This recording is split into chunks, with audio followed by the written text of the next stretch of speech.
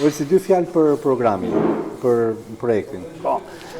Atëherë ky është një projekt i financuar nga Bashkimi Evropian, që në fakt si fokus dhe si qëllim kryesor ka evidentimin e rëndësisë që kanë zonat e mbrojtura mjedisore në Shqipëri. Edhe vetë emri i projektit është zonat e mbrojtura kanë rëndësi. Dhe të gjendur përballë zhvillimeve të fundit, sidomos të 5 vjeçarit të fundit, kur një sër ndryshimesh ka ndodhur në rrjetin e zonave të mbrojtura që nga procesi i rishikimit të kufinjve, rizonimit, ndryshimit të statusit të disa zonave, deri tek ndryshimi i vetë ligjit për zonat e mbrojtura.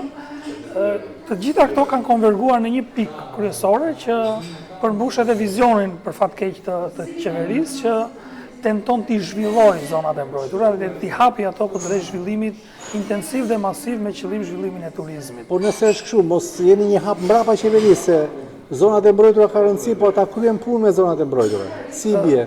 Shumë prej zonave të mbrojtura ne jemi duke i humbur, megjithatë nuk duhet shuar shpresat e mund e prandaj edhe iniciativa të tilla besoj që kanë rëndësi që të paktën të shpëtojmë ato që mund të shpëtojmë, se ajo që ju përmendet është e vërtet, shumë prej zonave janë tashmë të kafshuara, të transformuara për fat të keq.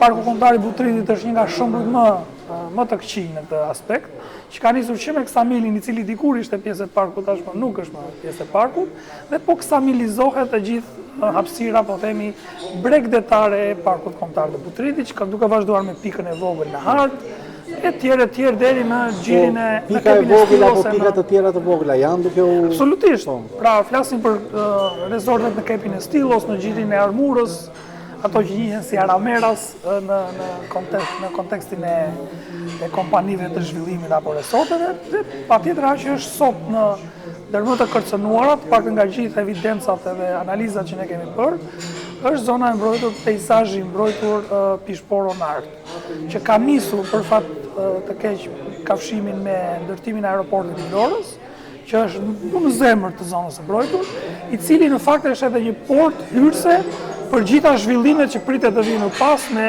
resorte që fillojnë midis Gjuderjes së Shkumbinit e deri në lagunën e Nartës. Vetëm vjet kanë rënë 3 herë, 4 herë zjarre në atë zonë, të pashpjegueshme në vende që nuk bini kur zjarre. A është kjo një parantezë apo para përgatitje për një zhvillim të mundshëm? Mund të jetë edhe kjo, megjithëse raportet thonë gjithmonë që janë zjarre natyror. Pra mund të jetë kjo që zjarre natyror seran tërverën bie në tetor?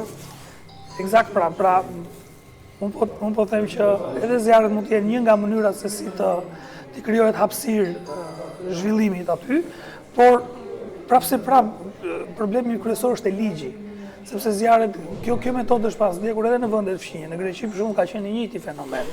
I vjej zjarri një zonë që ishte e lakmuar për zhvillim, dhe mandej ajo i humbiste vlerat natyrore dhe pastaj transformohej për zhvillim. Megjithatë, paktën në Greqi u ndryshua ligji, që një zonë nëse digjet, ajo nuk mund të shërbej për asnjë gjë tjetër përveç se për restaurimin e zonës së mbrojtur. Po nuk e kuptoj se quhet betonizimi zhvillim, sepse është një kontradikt në term, domethënë ti po shkatërron dhe nuk po zhvillon, thjesht po shkatërron, po e betonizon.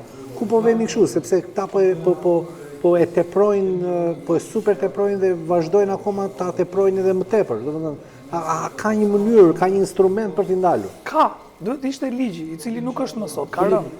Pra ligji për zonat e mbrojtura sot ka rënë në thelb, në esencë të tij, sepse realisht nuk i mbron zonat e mbrojtura nga këto lloj zhvillimesh.